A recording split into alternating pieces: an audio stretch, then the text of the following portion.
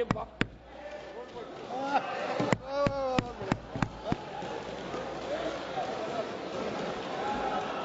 شکریہ اسپیکر صاحب. سر آپ کا بہت بہت شکریہ. آپ کو سر معلوم ہے کہ میں کس طرح آگ کے دریا سے کود کر یہاں تک آیا ہوں. امید ہے کہ آپ مجھے 5-7 منٹ مہربانی کر کے دے دیں گے. میری گزارش یہ ہے، یہ تو معلوم ہے کہ بل پاس ہونی ہی ہے کیونکہ نمبرز ان کے پاس ہیں. نمبر گیم میں نمبر اس سائڈ ہے. علامہ اقبال نے اسی لیے کہا ہے جمہوریت ہے کیسا طرز تماشا جہاں سروں کو گنتے ہیں تولا نہیں کرتے. میں یہ عرض کروں گا،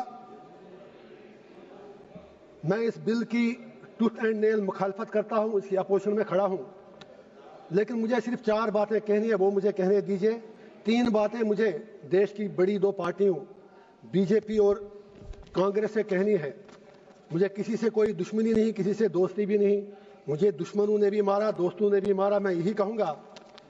اور چوتھی بات مجھے ہندوستان کے مسلمانوں سے کہنی ہے، اگر آپ اجازت دیں دیش کے مسلمانوں سے کہنی ہے. Congress with due respect، B J P سے ہمیں دنیا کو پتا ہے کہ بی جے پی کھل کر مسلمانوں کو اپنی اوقات یاد دلاتی ہے. یہ سچائی ہے، اس میں کوئی دو رائے ہے نہیں. لیکن جہاں تک کانگریس کا تعلق ہے، یہ سیکولرزم کے میٹھے رس میں کھنجر ڈال کر مسلمانوں کے پیٹھ کے پیچھے ڈوبتے ہیں. یہ بھی سچائی ہے. نہیں آپ تالی مت بجائیں میرے لیے پلیز. آپ مجھے لیبل لگے گا، ابھی تو آپ ناراض ہوئیں گے، میں کچھ اور کہوں گا. Please wait for a minute. تو میری سر یہ گزارش ہے، 3 باتیں میں یاد دلا دوں گا. اکثر اوقات بابری مسجد کا ذکر ہوتا ہے، رام مندر کا ذکر ہوتا ہے. میں I am not on merits, I just want to remind Congress and B J P something, especially Congress, کیونکہ مسلمانوں کا زیادہ ٹھیکہ تو انہوں نے ہی لیا ہے. بابری مسجد کا تالا تو راجیو گاندھی جی نے کھولا، آپ انکار ہی نہیں کر سکتے. باقی عمارت اس پہ ان لوگوں نے بنائی. اسی طرح یو اے پی اے جس میں سینکڑوں لوگ مر رہے ہیں جیلوں میں، وہ پودا تو کانگریس نے لگایا، اس میں مسلمان ہی مر رہے ہیں زیادہ. انہوں نے اس میں تھوڑا شاخ تراشی کر کے کھاد ڈالی اس کے آگے. تیسرا، آنریبل ہوم منسٹر صاحب نے بالکل صحیح فرمایا، 370 صحیح کہا آپ نے. آپ کے پاس نمبرز ہیں، you can do any thing. لیکن یہ بھی آپ یاد رکھیے 370 کو کھوکھلا جو کیا وہ تو کانگریس نے ہی کیا. اور جب الیکشن لڑا ابھی عمر صاحب کے ساتھ، انہوں نے 370 کے نام پر ووٹ مانگے.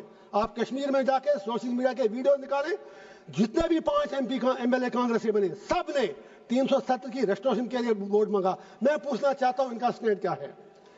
ہوم منسٹر صاحب نے صحیح کہا، کچھ نہیں ہوا، عمر صاحب تو سرکار چلا رہے ہیں. جناب وہ تو ان کے ہاتھ میں، آپ نے جیسے چھوٹے بچے کو کہتے ہیں وہ جب روتا ہے تو آپ اس کو جہاز کا کھلونا دیتے ہیں، وہ جہاز مانگتا ہے.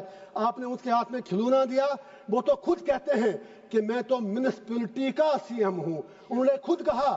اب دوسری بات ہے، ان میں اتنی ہمت بھی نہیں کہ وہ آپ سے یہ کہیں کہ اگر 370 نہیں 35 سے نہیں، کم از کم سٹیٹ تو واپس دے دیجئے. اس کے لیے بھی ہمیں بھیک مانگنی پڑ رہی ہے. میں آپ سے گزارش کرتا ہوں، اگر if you are really you believe in your principles، آپ نارتھ ایسٹ کے لوگوں سے بات کرتے ہیں، آپ ہر جگہ بات کرتے ہیں، we welcome that. کشمیر کے لوگوں سے بات کرنے میں آپ کو کون سی چیز روک رہی ہے؟ اینڈ پہ مجھے ہندوستان کے پورے دیش کے مسلمانوں سے گزارش کرنی ہے، میں دامن پھیلا کے کہوں گا، why should we become vote bank؟ ہم بیچ میں کیوں مارے جا رہے ہیں؟ ہندوستان کے مسلمان کی اپنی آئیڈینٹی ہے، we are beyond vote bank، we belong to this soil. اور یہ پورا جو ہندوستان ہے اس میں مسلمانوں کا اتنا ہی ادھیکار ہے جتنا ہمارے ہندو بھائیوں کا ہے. why Indian Muslims need to prove their identity, their loyalty and their باقی چیزیں ان کو کیوں بار بار ثابت کرنی پڑتی ہیں؟ مسلمانوں سے میرا ایک ہی آگرہ ہے، یہ نمبر گیم ہے، بیچ میں مارے جا رہے آپ ہو. یہ 80-20 کا معاملہ ہے. آپ اپنی اسٹریٹجی چینج کرو. آپ مہربانی کر کے اپنا فوکس، جو یہاں پر ودوان باقی لوگ بھی بیٹھے ہیں مسلم کمیونٹی سے باہر، میری اپیل ہے کہ آپ مہربانی کر کے اس نمبر گیم میں مت پڑو. آپ یہ لوگ آپ کو जख्म देकर तलवार चला के जख्मी करते हैं, वोट मिलता है, और ये लोग उन जख्मों पर फिर थोड़ा मरहम या नमक डालकर ये लोग वोट मांगते हैं। आप बीच में मारे क्यों जा रहे हो? अरे भाई, ये आपका देश है, नंबर गेम में आप नहीं जीत पाओगे, और अगर कल प्राइम मिनिस्टर भी आपका बनेगा तो भी आपकी तकदीर बदलने वाली नहीं है जब तक आप अपना इंट्रोस्पेक्शन नहीं करोगे।